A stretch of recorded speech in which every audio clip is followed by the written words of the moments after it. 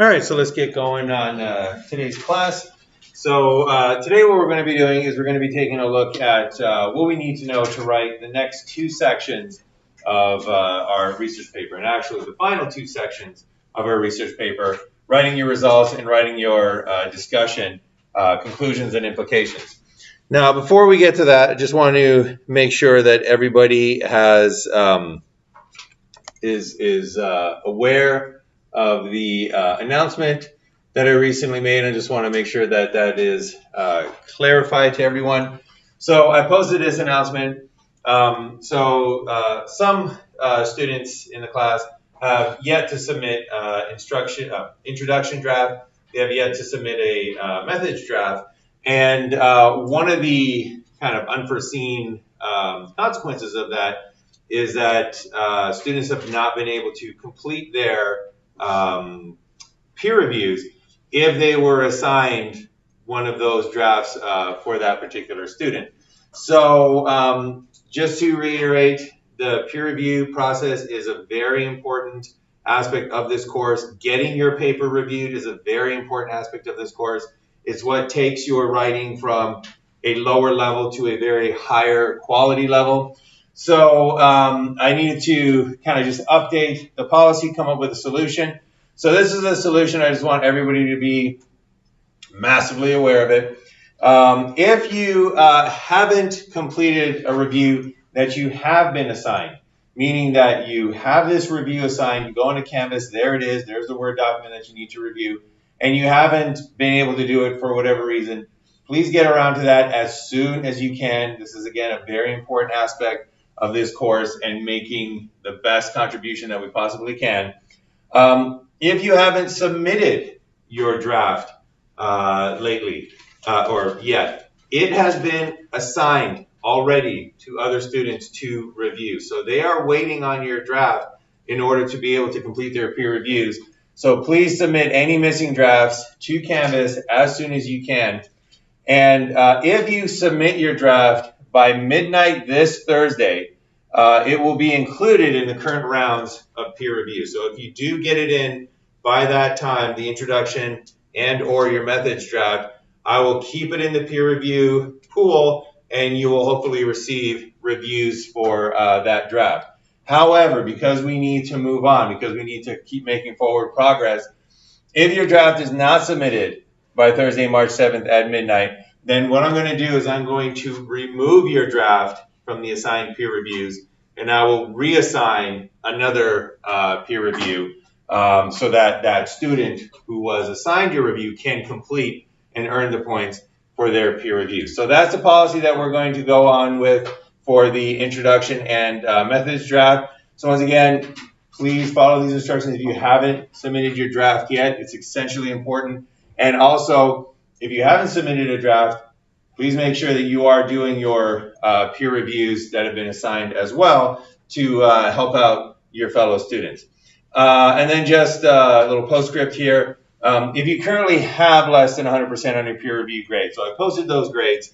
Most everybody has 100%, which I'm very glad to report. But if you didn't, if you received less than 100% on your peer review grades, because you were not assigned one of your 3 peer reviews.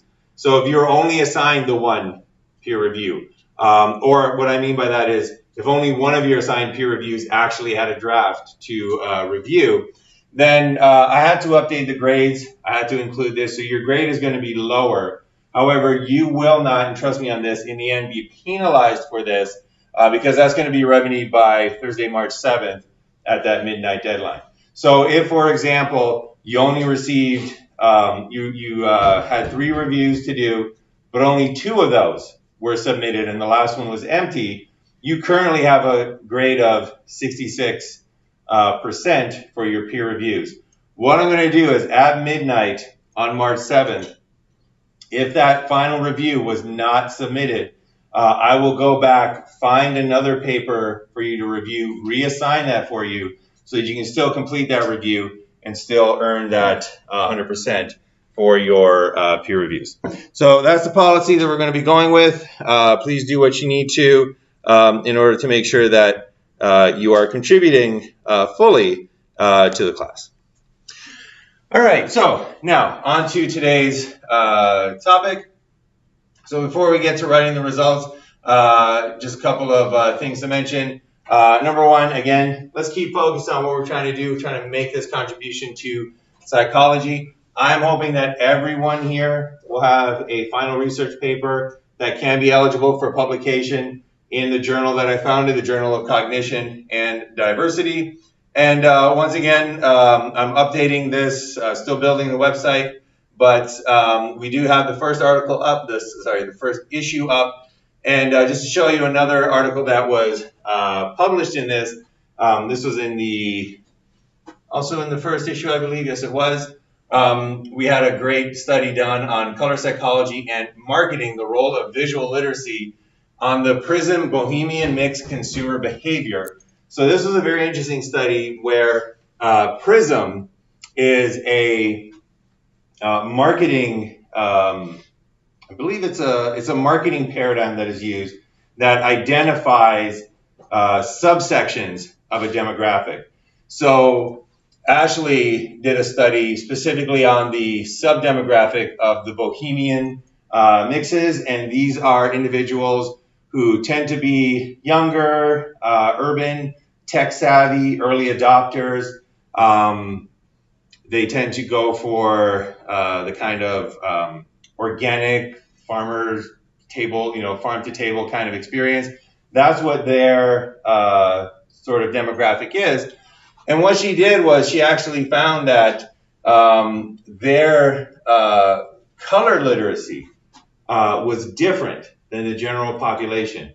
And what that means is that colors for them meant different things than colors did for other individuals. So Walmart's logo, instead of signaling ideas like freshness in their grocery department, it actually signaled things like decay to these individuals, and that could potentially explain why a lot of marketing or a lot of previously very successful brands are starting to see declines because their color schemes are now incorrect in terms of communicating to certain demographics. So again, very interesting study published in that Journal of Cognition and Diversity.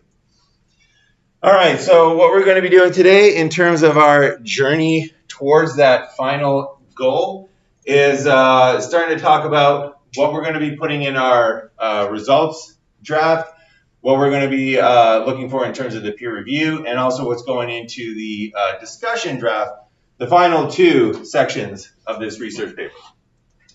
So we're going to take a look at just a quick note on the IRB closeout report that is now transformed into the URC abstract.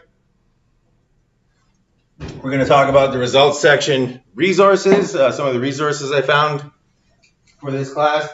We're going to talk about results section plagiarism. And I put a question mark there because it's looser in the results section, and I'll explain what I mean by that. And then we'll take a look at the discussion section, conclusion, and implications. So first off, when I originally put this syllabus together, when I originally planned out this course, I didn't know whether or not we were going to be able to do those student IRB protocols. I thought maybe we would have to go through the official IRB system. In the official IRB system, once your experiment is done, you need to do what's known as an IRB closeout report. So the closeout report basically says this is how many subjects I ran, these were any issues that might have come up, this was any breaks in protocol that might have occurred, and what occurred because of them. Usually it's a very short report that basically says this is how many subjects we did, this is kind of what we found, and nothing weird happened. But because we did the student IRB protocols, we're actually not going to need to complete this closeout report. So instead of that, what we're going to do is we're going to shift that into writing the URC abstract. So the URC abstract is what you basically need to do in order to submit your work. So the application deadline for the URC is coming up this month, at the end of the month, March 22nd. So that's the Friday after you come back from spring break. And in order to submit your work, if you click on this link here, you'll see that it'll ask you some information. Most of it is what's your name, what's your faculty sponsor, all that kind of stuff. But the one that we're going to work on is this abstract here, which is a description of your research project and no more than 250 words. We are all going to be doing a PowerPoint. Choose whatever lunch you might like. But for the assignment here, we're going to be talking about this abstract. So you need to write an abstract in order to submit your work for the URC. So let's take a look at what is going to go into that URC abstract. So once again, it's 250 words, and this is where you summarize your project to let the conference know what your project is all about. And this will be included in the program to let attendees know what your project is all about. Before we get to that, I just want to be very, very clear that the URC is on a Friday, and I am completely understanding that some of you might have obligations for Fridays. You might have already had your schedule set in that case. So presenting at the URC is not a requirement in this course. It's highly encouraged. You will get bonus points if you do present at the URC because it does require coming in on that extra day. And again, it's just a highly rewarding experience. However, if you absolutely cannot make it to the URC, if you just cannot make it on that Friday, you will still be doing a presentation, but we're going to be doing those in class during class time. So you will definitely be doing an oral presentation with PowerPoint. I highly, highly encourage that you do it at the URC so that, number one, you don't have to do it in class. Number two, you can do it to a public audience. And number three, you can gain bonus points for the extra time. But we just want to be sure everybody's clear on that. You do have options if you absolutely cannot make it to the URC. What you don't have options, though, is everybody needs to do an abstract. You don't have to submit it. So if you can't make it to the URC, don't submit your abstract. But everybody has to write one because it's now part of the homework portion of this course. So it's 250 words, not extensive. And what you need to do in this abstract is you need to summarize your introduction. You basically want to try to summarize each section. So the first part is you're going to summarize your introduction. And this is basically the problem that you investigated. So you don't need a lot of background research. You don't need a lot of, you don't need citations to anything. Basically, you want to communicate what was the problem that you investigated. So in this project, you know, we investigated how cultural norms regarding intimacy are related to suicide rates, you know, across different countries. In this project, we wanted to see how mood, such as happy or sad moods, can affect cognitive performances for tasks that are involving, you know, the frontal lobe. In this project, we did this. We were investigating this. Basically, it's where you state your problem. You only have 250 words, so we can't get into too much detail here, even if we wanted to. So we're looking for like 1 to 2 sentences in terms of what it was that you were investigating. And you want to keep it very concise. You want to avoid jargon. You basically just want to communicate, this is the area that we were looking at. This is the problem, you know, that we were investigating, and describe what it is that you were investigating. So we got 1 to 2 sentences for your introduction. And you can go a little bit long, like you can go to 3. It's not an absolute limit. This is a suggestion, 1 to 2 sentences. Very next thing, you summarize your methods. Very simply, what did you do? So we asked subjects to, we gave subjects a mood induction scenario that caused either happy or sad emotions, after which they completed a dual MBAC task to, check their performance on, well, you'll write a draft or 2 of that, so you'll get that straightened up. We looked at data on how how much personal space is customary in different cultures, in different countries, and then we correlated that with measures of suicide rates and depression in those countries as well.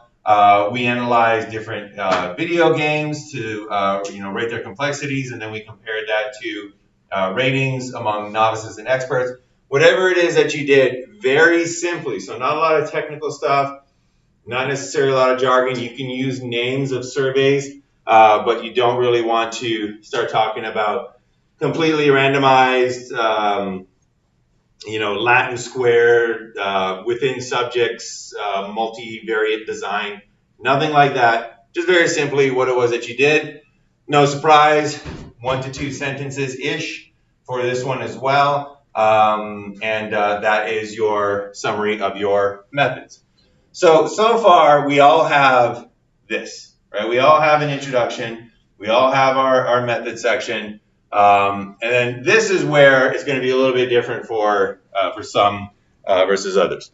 So summarize your results. So we're going to start off with a scenario where you have some results. So you've actually been able to collect some data. You've run some subjects. You have some results. So if that's you, so if by when this is due, you have your results, then no jargon, no stats, what did you find? So at this level, you don't even need to run your statistics analysis. It is enough to just at this point, take a look at your data and see what your data has indicated. Now, you should, by this time, know the stats that you're going to be running. You should actually kind of have a very good idea of what that is right now. But let's just say that all your subjects come in 2 hours before this abstract is due.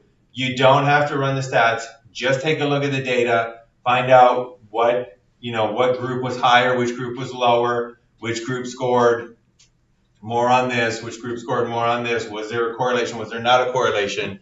And you don't want any jargon. You don't really need any stats like R values, P values in your abstract. It's just enough to say that, the results indicate that this condition scored higher on this dependent measure, this condition scored lower. There was a difference between these. There was no difference between these. So do run the stats if you can, but if it's coming down to the wire, don't feel that you need to run those statistics because, again, this is just a very broad summary. And once again, this is going to be 1 to 2 sentences-ish. So you're not going to necessarily unpack every result that you have. So you might have, if you have, for example, 2 independent variables, you might have a main effect for variable number 1. You might have a main effect for variable number 2. You might have an interaction for that. That's going to be, about a page of results when you finally write it up, but that doesn't go into your abstract. Maybe just get the gist of it, get the interesting result out there, because again, you only got those 250 words. So if you have some, summarize your results. No jargon, no stats. What did you find? 1 to 2 sentences. If on the other hand, let's say that by that time, you still don't have any. So you still don't have any results, or maybe they came in a little bit too late, or for whatever it is, or whatever reason, you don't have the numbers. In that case, you can just skip the results section and you'll write 0 sentences on this. So it's completely fine to kind of skip that results section. We do not want to misrepresent ourselves. We want to, based on the knowledge that we have, give our best summary of what it is that we have so far. But if we don't have anything, then we can't even speculate. We can't even, we can't write anything. But that's completely fine. I've read many an abstract in a conference where it was clear that they did not have results when that abstract went in. So if that's the case, you can just skip the results. You can go from we tested subjects in this condition and we tested subjects in this condition, to measure their biases for this particular judgment. And then you skip the results section and go straight into the discussion. So, final part of this abstract, discussion section. If you have results, so if you had some results and you put that into your URC abstract, Then what you want to mention here is, what do these results mean? And you want some sort of theoretical or applied insight. So our results indicate that physical intimacy is an important deterrent against depression and suicide rates. Our results indicate that much like in art, higher complexity is appreciated by experts, but is not appreciated by novices. Our results indicate that in our educational system, the use of digital technologies would actually be beneficial, for students to memorize things. Whatever it is that your results indicate, theoretical or applied, mention that in your URC abstract. And once again, 1 to 2 sentences, and you're done. That is your abstract. If, on the other hand, you do not have results at the time when you're preparing your abstract, so you skipped that results section, well, you still want to say something about your discussion, but you can't say very much. But you can definitely tell them what you will be doing, and what you typically do, what people typically will write, is that implications for a particular area will be discussed. So they will say things like implications for childhood education and the use of digital technologies for that will be discussed. Implications for suicide and depression prevention and changing cultural norms will be discussed. Implications for the effects of mood on different cognitive areas and their abilities to do certain types of tasks will be discussed. So that's typically what is done if you don't have any results going in. You just indicate that, and you will do this, you will indicate what those implications are. You might have no idea what it is currently, and we don't want to say, oh, our results mean this, because we don't have any results. But we definitely know that come URC, we will have some, and we will be able to say, oh, this is what this all meant. But for the abstract, it's good enough to say that implications for that area will be discussed. And this, again, is about 1 to 2 sentences. All right, so that is your 250 words. Once again, 1 to 2-ish sentences for summarizing your introduction, summarizing your methods, summarize your results if you have some, otherwise skip that, and summarize your discussion section. If you don't have results, implications, some indication that implications for your particular area will be discussed. Any questions on that? Mm-hmm. How early can the abstract be submitted for the conference? It can be submitted at any time. Yep. But what we're going to be doing is, I do have a due date on this, and I am going to open up an assignment tab for this because it is the change in our homework from the closeout report to this. And what I'm going to do is I'm going to read any abstract that you prepare, and then I will suggest some changes. Probably not going to be a lot, considering it's only 250 words. But just in case, just as a final look, I will suggest any changes. And then you will have ample time to make those changes in time for the March 22nd deadline. I will open that up today. And if I see abstracts there tomorrow, I will read them tomorrow and let you guys know. Any other questions? Okay, so one last important thing to point out. It's very important, extremely important to remember that when you write your abstract, you are writing a certain story, right? You can think of your project as a story, and your abstract is a synopsis of that story. Your abstract is telling them, this is what I will be presenting at the conference. And very importantly, if your story changes, if you submit that abstract and then you get a lot more subjects and you collect a lot more data and you analyze those statistics and you say to yourself, oh my goodness, this changes everything, right? What I submitted in the abstract, the results, it's a lie, right? My story has changed. My implications, totally wrong. My story has changed. So very important, if your story changes, remember, it does not matter. You are under no obligation to present what you submitted in your abstract.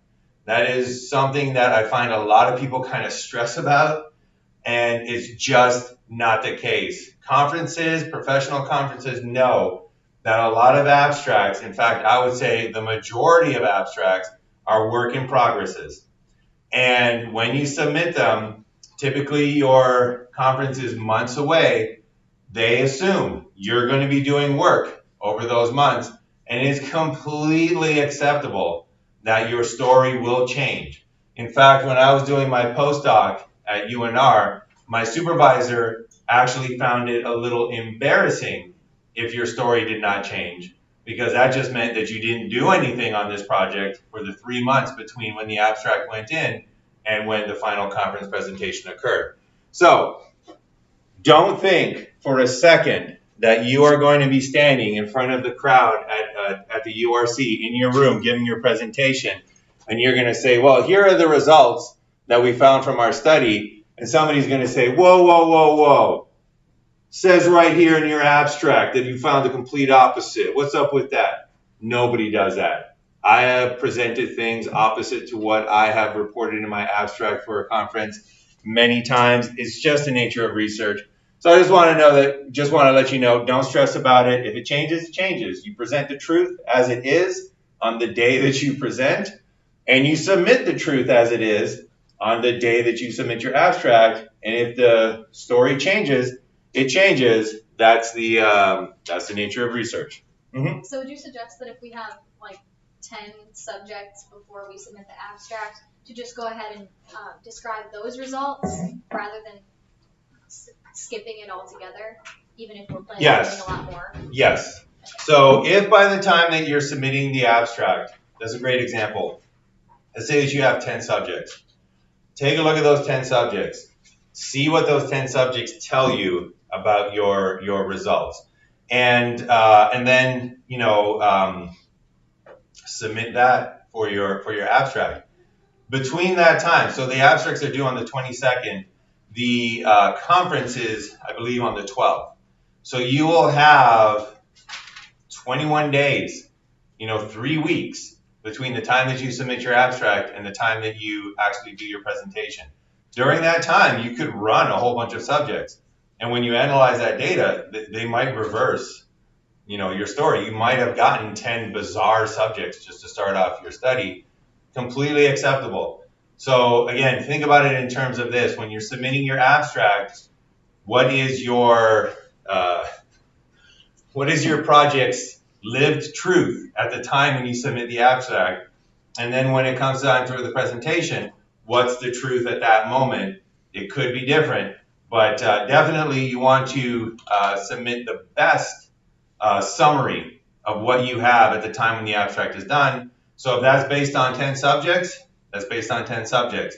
If it's based on 4 subjects, it's based on 4 subjects. Let them know what your results indicate at that point. Chances are it's going to change, right? It depends on your area of research. I know a lot of times in perception, your results are basically locked in after like 6 or 7 subjects. Typically, once I take a look at data, because perception is so sort of hardwired, once I take a look at the data from the first few subjects, that's the pattern that it's going to stick with. However, if it changes, it changes.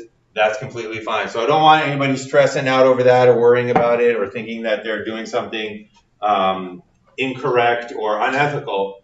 Nothing could be further from the truth. Submit what you know about your project at the time of the abstract. Present what you know about your project at the time of the conference. All right, so submissions for the abstract, they're due March 22nd. That's a Friday. So the date to submit this to Canvas is going to be Monday, March 18th by midnight. So that is 13 days to write 250 words. That's about 20 words a day. So this is well within everybody's ability to get this done. So what I'm going to do is that is the deadline for you to submit it to Canvas. On Tuesday morning, I will wake up and take a look at what has been submitted. I will do my best to review all of them on Tuesday, re-upload those comments, and then you'll have the rest of Tuesday, Wednesday, Thursday, and Friday to make any changes that you want, resubmit that, and then submit that abstract to the URC if you choose to go to the URC. And again, highly, highly recommend that you do. All right. Any questions on that? Okay, so I'm looking forward to seeing those abstracts. And again, whatever your project is at the time when your abstract is being written, that's what you report as your summary. And if your story changes, your story changes. It's research, it happens. Okay, results section. So to help you write your results section, one of the greatest things about the results section, I'll start off with one of the worst things. One of the worst things about the results section is that it is very difficult to read. Results sections are never the favorite section of anybody that does research. You read the introduction, you're like, wow, that's super interesting. You read the methods section, you're like, all right, kind of boring, but understandable. You read the discussion section, you're like, oh my goodness, I never knew about these implications. You read the results section, it's rough. So that's the bad part about the results section. But the flip side for that is that the results section is typically very straightforward to write. So difficult to read, straightforward to write. And that's because you do not have a lot of freedom in writing your results section. So what I've done is I've taken a look at some resources. I've uploaded them to these to the statistics resources because that's where you're going to need, that's where you're going to report your statistics in the results section. So you'll see things like results section templates, one for one dependent variable and then for two or more dependent variables, as well as other reporting APA statistics information. So let's go through some of those resources just so that you are well aware. So this first one here, this is a kind of template that I put together. And this is typically your results, what a results section would look like, regardless of what stats you're actually running. So typically what you're going to do is you're going to have results as your level 1 heading. So that's got to be bold in the center. And then you're going to have a level 2 heading. Oh, so this is for one dependent variable. You got one dependent variable. You took a look at independent variables. Do they predict this one thing? Some of you are taking a look at independent variables. Do they predict these two things? We're going to get to that in just a moment. So the dependent measure, you want to have a conceptual definition of the dependent measure. What's the concept? What's the phenomenon that you were trying to measure? And then you also want in this subheading an operational definition of the dependent measure. So how did you measure that? So if you were measuring cognitive performance, that's your dependent measure. You know, we measured cognitive performance in, your ability to complete, a particular cognitive task. The operational definition was how quickly could you complete the dual end-back task? Or how many errors did you make when you were doing the reverse memory task? Whatever it is, spell it out for the reader. What's your operational definition? And then very helpful here, indicate what higher and lower scores actually mean. So if you said something like, oh, we measured our operational definition of liking was their scores on the Adams and Dilbert survey of liking. Higher scores indicate greater preference for the image. Lower scores indicate lower preference for the image. So it's very helpful to let your reader know what your higher scores and your lower scores mean for your dependent measures. So if you're saying something like, we measured the reaction time, higher reaction times indicate poorer performance. Lower reaction times indicate better performance. We measured subjects, responses on a Likert scale. Higher scores mean greater conformity. Lower scores mean less conformity. So it's very nice to just mention that to your reader.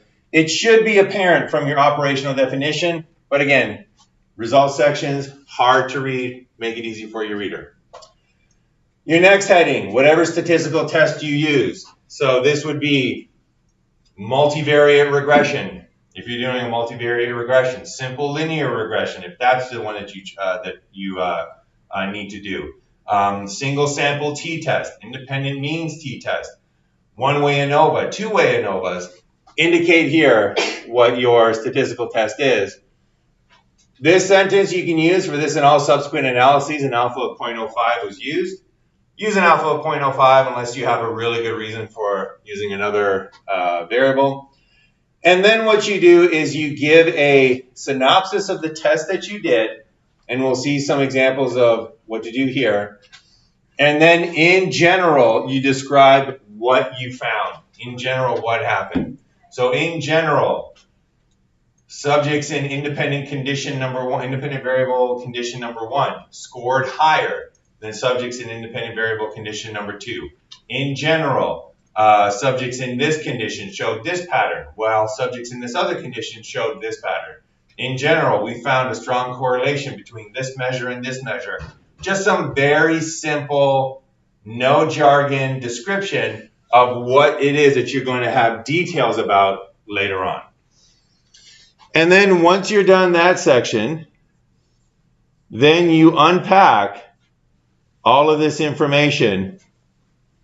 And if you're doing an ANOVA, you go, there was or was no evidence of a main effect of an independent variable number 1, and then you report your stats, and then you explain your statistics. So you typically say there was an effect or there wasn't an effect, then you give your numbers to back up your claim, and then after that, explain what the effect was. There was an effect for independent variable number 1. This level of the variable scored higher than this level of the variable. There was no main effect for independent variable number 2. All 3 levels of this variable had the same scores. There was evidence of an interaction. For this independent variable level, this is what happened. For this independent variable level, this is what happened. And when you can, and you're going to be able to do this very often because we don't have limitations on how many figures we can publish, send them to a figure or send them to a table. Stats is hard enough without pictures. So when you say something like, oh, these people scored higher than these people over here, tell them, go see figure 1. And they can take a look at that graph and say, oh yeah, that bar is higher than that bar. Great, I get it now. So if you can't send them to a figure, send them to a table. But again, you're kind of locked into this structure here. Mm-hmm. So for mine, since I'm doing interviews, for my appendices, will I just have the interview questions, or do you want me to put the entire transcript? In your appendix, I would just have the questions. Mm-hmm. You're gonna have a different result section. Yeah, I know. You're gonna have to either meet with me and we'll both Google what you should be doing, or take a look at how those types of studies are typically reported. But that's the key for any results section.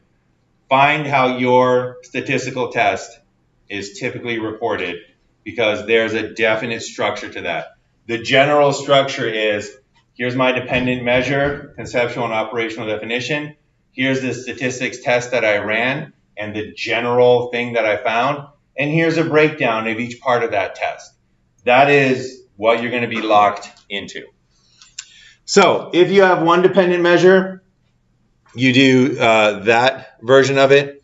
If you have 2 dependent measures, then what you're going to be doing is basically you do the exact same type of write-up, but you have one section for dependent measure number 1, and all subsequent things move in one level, and then you have the same section for dependent measure number 2. You just change it so that it reflects dependent measure number 2. So you literally do exactly the same thing twice, once for dependent measure number 1, once for dependent measure number 2. So if, for example, you were measuring accuracy and reaction times, Then you're going to run stats on accuracy. You're going to run stats on reaction times.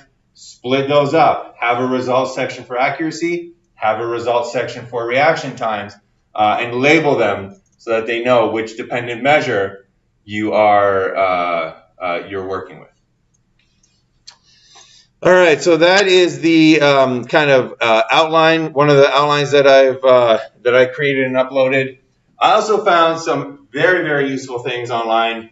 And once again, online is your friend. There are tons of resources out there to make your writing job a whole lot easier. So some of the ones that I found, and I uploaded these to Canvas. Reporting Statistics in APA Style, Dr. Jeffrey Kahn has these examples here. This is from APA, and it tells you what your writing should look like. So, for example, when you are reporting your subject demographics in your method section, the average age of students was 19.22 years, standard deviation 3.45. That is APA style. You can use that, change it to the way that to reflect your students, your subject's average age. But it has things for reporting chi-squares, if you're using those. Very importantly for some of you, t-tests, right? So there was a significant effect for gender. Report your stats. If you're wondering what a t-test statistic looks like, this is the numbers that you need to report. And then notice they explain it with men receiving higher scores than women. So they explain the difference. They explain the main effect. ANOVAs. Once again, same type of deal. Lets you know what you need to report as statistic. Correlations, the two variables were strongly correlated, our statistic and your p-value. So take a look at these resources, find your statistical test, and start becoming familiar with how you can report those. Some of them are a little bit more extensive. This one by Gudango, writing up your results, guidelines based on APA style, has a lot of examples. For example, one-way ANOVAs. 12 participants in the high dosage group had an average time of 12.3 seconds, and 9 participants in the modern had an average time of this, and 8 participants. The effective dosage, therefore, was significant. This is a little bit reversed from how I like to do it. I like to have this first and then the explanation. You can do it both ways, but definitely it gives you the sort of structure that you can use in order to write your APA section. If you have post hoc analyses, so if you have an ANOVA that has 3 or more levels, you need to do a post hoc analysis. Sorry, an ANOVA that has one variable that has 3 or more levels, you need to do a post hoc analysis, and it lets you know how to report those post hoc analyses. One more that I found that was very helpful, reporting results of common statistical tests in APA format. So once again, how to report p-values, reporting results of major tests in factorial ANOVA with, I like this one, with a non-significant interaction. So if you run your ANOVA and you have main effects but you don't have an interaction, well then this is the section for you. If on the other hand, you run your ANOVA and you have main effects and you have an interaction, or maybe you don't have main effects, you only have an interaction, this is the one for you. So again, there's these resources that I found for how to report all this, and including the resources that I made for kind of helping you out, giving you that structure. And do not underestimate the power of Google. Literally all of these I found on Google within about 15 minutes. So the resources are out there.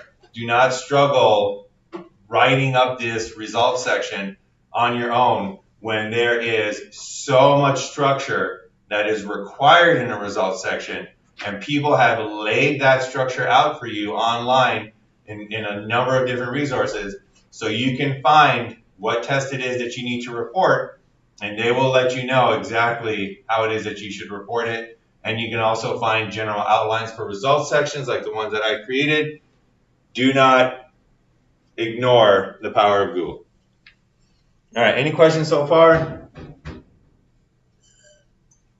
All right, the last thing I want to mention about the results section for right now is plagiarism in the results section. So this is a nice infographic.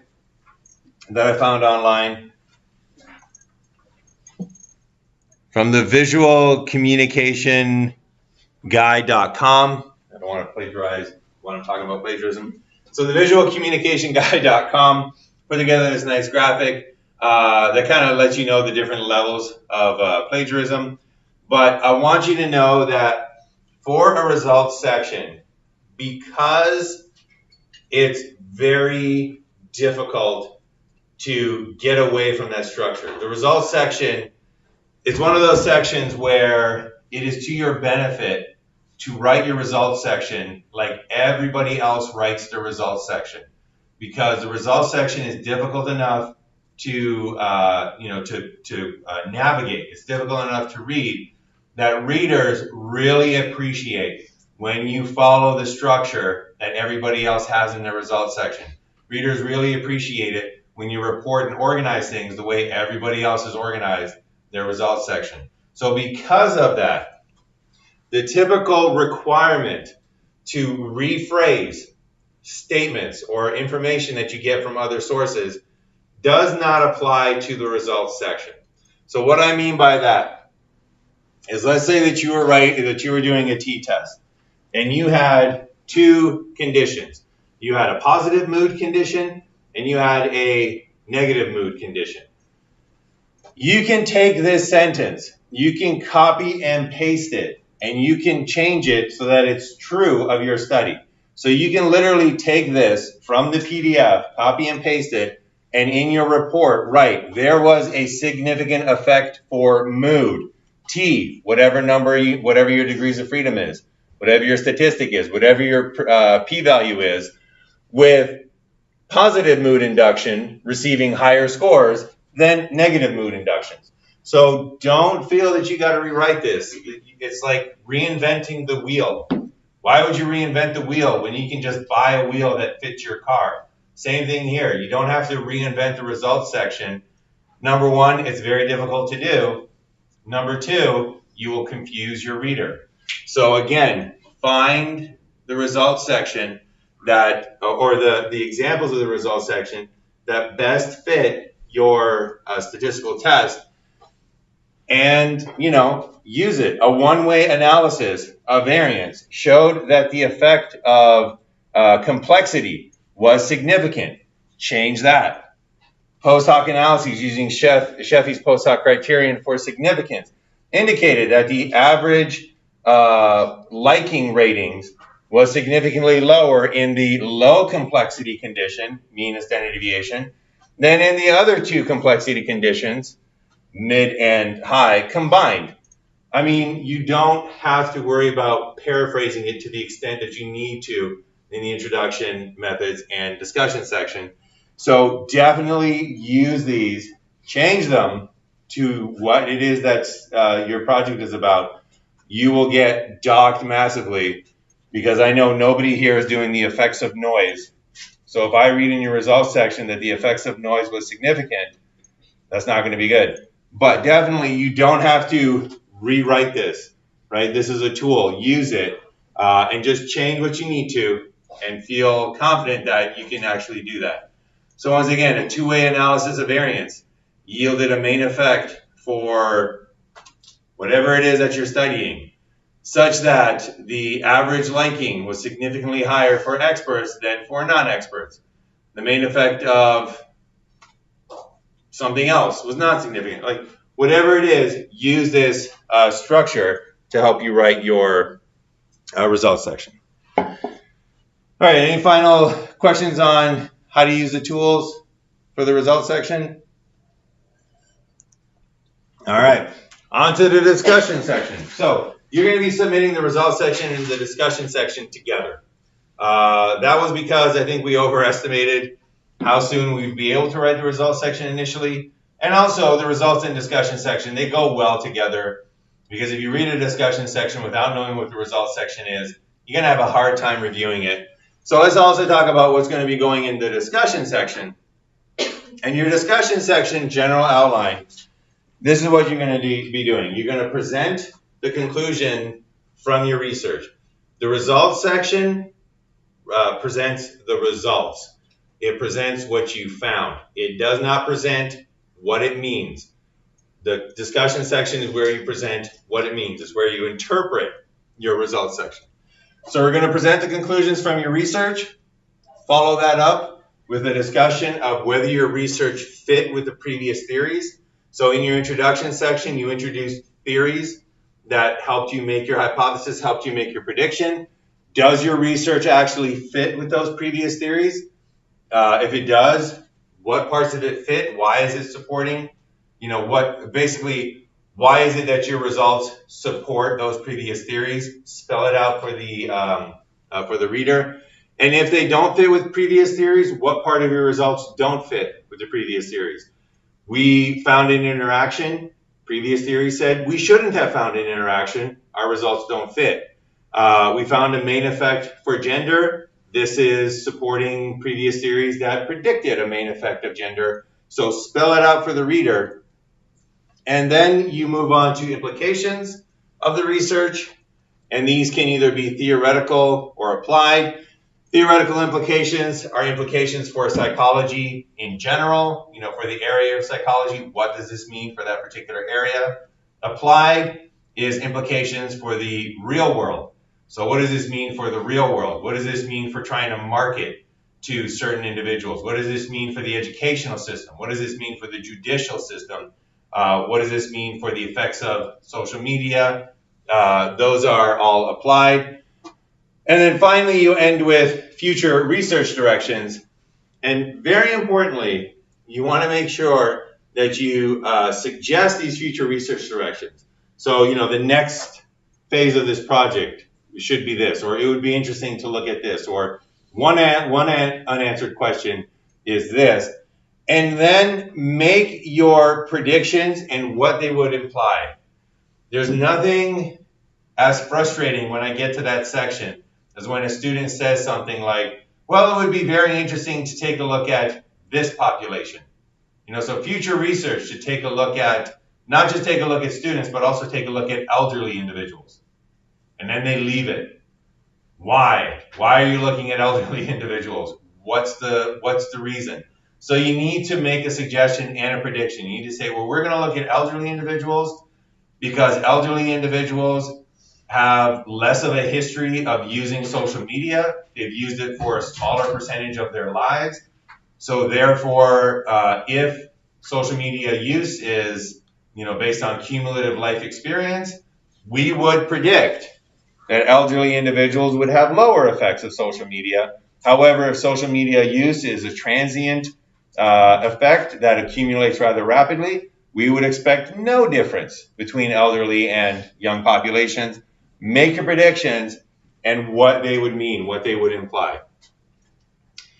All right, so just a few more, a little bit more information. So we're talking about conclusions, we're talking about implications, theoretical and applied. So let's take a look at the conclusions first. Right off the bat, first paragraph in your discussion section should be whether or not your whether or not your results support your hypothesis from the introduction. So your introduction section ended with a hypothesis. Your introduction section ended with, if this theory is true and we make subjects do this, we should find this result. If this other theory is true and we make subjects do this, we should find this other result. First paragraph in your discussion section should be, our results support hypothesis number one, that that if this theory was true, we would find this. That is what we found in our results. Our results do not support hypothesis number two. We did not find that it's, whatever it predicted was actually the case. You want to start off with that. You want to start with which of your hypotheses was supported, which ones were refuted. So one big hint for this, your results should always support one of your hypotheses. If it doesn't, rewrite your introduction and put in a hypothesis that predicts your results. This is one of the things that sometimes confuses students. Your research report This research paper is not a diary. It's not a historical document of the path that your research took. This is a story about what you found about psychology. This is a story of the truth. We're not making things up, but it's a story that you're trying to get across. You're trying to communicate a point. And nothing derails that quicker than confusion. So if you don't have a hypothesis in your introduction that is supported by your results, you're going to have this big, huge introduction that sets up hypothesis number one. And your reader is going to say, ooh, okay, hypothesis number one, I get it, right? This is what they're predicting. It's going to set up hypothesis number two. And your reader is going to say, oh, wow, another hypothesis with a different prediction. Ooh, I get it. One of these two. Mentally, you go there. One of these two is going to be the case. I can't wait to see which one it is. You get to your discussion section, and you're like, well, it's not hypothesis number one. And the reader's like, okay, great, probably number two. It's not hypothesis number two either. Your reader's going to say to themselves, I'm confused. What happened here? I kind of got the rug pulled out for me. It's very confusing. Most critical readers will go back to your introduction and think that they missed something, right? Think that they must have missed a paragraph where you talked about the prediction that actually occurred. It's almost exactly the same situation as a murder mystery. This is what the analogy I like to use. Your research paper is like a murder mystery, and your hypotheses are your suspects. And it is way more satisfying and understandable in that final scene when the detective brings all the suspects into the room and says, all right, Mrs. Blythe, the maid, you were here on that particular night, and you had access, to the kitchen utensils. You had access to the knife. Mr. Smythe, the butler, you lost a lot of money because of, your employer. And Mrs. Green, the gardener, you were jealous of, your employer in this. And, all the clues and everything that we went through in those 300 pages that you read all point to Mrs. Green. Mrs. Green is the murderer. You read that novel, you're like, oh, wow, I see it now, Mrs. Green. Whoa, I'm going to remember this for my entire life. On the other hand, if it's like, Mrs. Blythe, you're suspect number one, and Mr. Smith, you're suspect number two, and Mrs. Green, you're suspect number three. And after all this work and all these pages and all these clues, I conclude that it was Mr. Jones, the postman, who I never mentioned before, but I'm mentioning now, and I'm just pulling this on you in the final pages. You'll take a look at that mystery novel and go, this is garbage, and you're going to forget it, you're going to toss it out, it's useless. Same thing with your discussion. If you get to the end and you're like, hypothesis number one, maybe it's you. Hypothesis number two, maybe it's you. And the big reveal is none of these are true. It's hypothesis number three. This is what we actually found. No good. Put hypothesis three in your introduction. You might have to rewrite your introduction when you finally get your results, but make sure that there's something in your introduction that points to what you eventually find.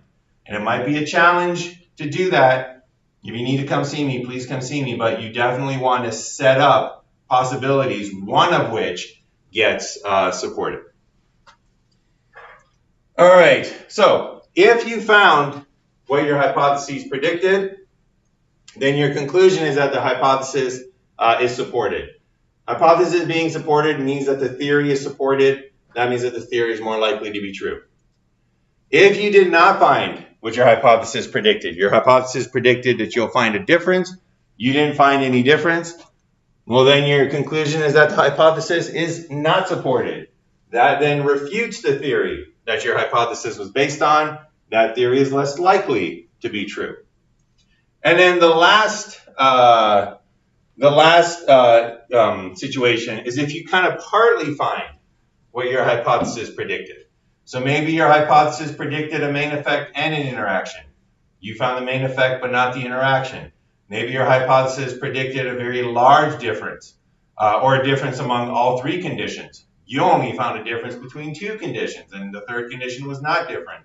In that case, your hypothesis is partly supported, and you basically indicate this part is supported, but this part was not supported, and then make your implications from that. All right, any questions about how to deal with the hypotheses in your first part of your discussion section? All right, so let's end today with a look at those implications. So, present the conclusions, hypotheses supported, not supported. We're going to get to the research fitting with previous theories next time, but the implications of the research, both theoretical and applied. So, when you report your data, when you report your results from your study, you're going to report a very, very specific result from a very, very specific situation that nobody is really going to be interested in. So, what was the pattern of results for subjects online completing this particular survey is almost meaningless on its own. What is the pattern of results of people's heart rates after they've read certain articles is almost meaningless on its own. What happened in the laboratory is a very specific situation that maybe because we're researchers, sometimes we find it near and dear to our hearts. It's like your own child. You tend to, see them as more important than they might actually be. But anyways, your results, very, very specific. If your story ends at your very specific results, if your story ends at, oh, this hypothesis was supported by my results, but this hypothesis wasn't, your reader is going to look at that and say, this wasn't very important. Why? This has no impact on me whatsoever. You need to make your results important. And you make your results important by tying them into what they mean in the big picture. And that is the part that is really interesting. What do your results mean for the big picture? What are the implications of your results for beyond your lab? So make sure that you have a section in your discussion section where you're talking about the implications of your research. Not just what it means for this very specific hypothesis that you predicted, but what does it mean for psychology in general, and or what does it mean for the real world? So, if you are doing something on, just kind of got it on my brain right now. If you're doing something about physical intimacy and rates of suicide, you correlate measures of physical intimacy with measures of suicide, and you find a strong correlation between the two. Great. Very specific situation. What does it mean? Well, it means theoretically that you have established a link, not causal because we're doing correlation, but you've established a link between intimacy and depression. So the same mechanisms that are used in feelings of intimacy are also used in feelings of depression. You have brought psychology further by saying, whatever hormones are being released in physical intimacy could potentially be useful in decreasing depression. So pharmacological interventions might be beneficial in that way. So you got theoretical implications. Applied implications. You can then say in cultures where there isn't a lot of physical intimacy, these cultures are very at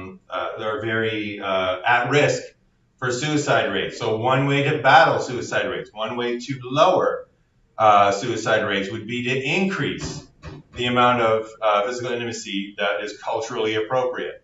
So many of you might not know this, but the level of physical intimacy in North American cultures between males has vastly decreased over the last 100 years. It used to be completely fine to walk hand in hand with your best male friend down the road and just kind of hold their hands. There's still cultures in this world where a heterosexual male and their heterosexual friend will walk down the road with their pinkies intertwined, just kind of walking like friends do. That has dramatically changed in the present day. These days and age, you get that little handshake, and maybe if you're close, you get that quick pull in for the hug, 3 taps on the back, and that's it, right? Get away from me. That has potential implications for suicide rates. So if we want to combat, so that's what this could mean. Apply. If you want to combat suicide rates, one of the potentials is to have a cultural revolution where it becomes accepted for guys to once again hug other people, engage in that physical contact.